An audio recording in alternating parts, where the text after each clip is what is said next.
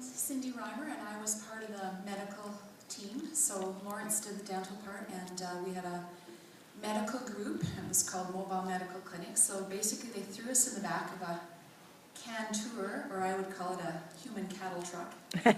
And it was an adventure just getting to where we were going. The first 2 days we had to wrap in sheets and cover ourselves because there was this nice fine silty dust that kind of covered everything, which made it kind of, it was an adventure, I will say. So we had 2 physicians, some nurses, EMT, and myself as a pharmacist and general helpers. And each day the people would come through and they would get looked at and they would find what needed to be, what we could do for them. But moments that stuck out in my mind, there's in particular, there was always at least one very sick baby every day that was would not have made it without our intervention.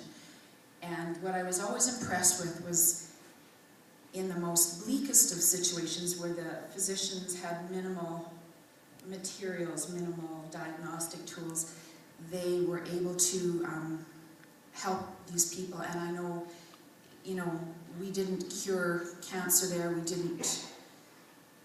can't cure the whole world's problems or Haiti's problems, but for those families, I know those 5 babies in particular, we saved those babies' lives.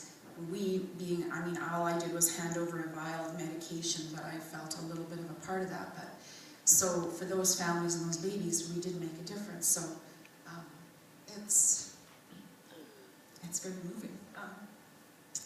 The other thing was what impressed me was how everybody worked together as a team.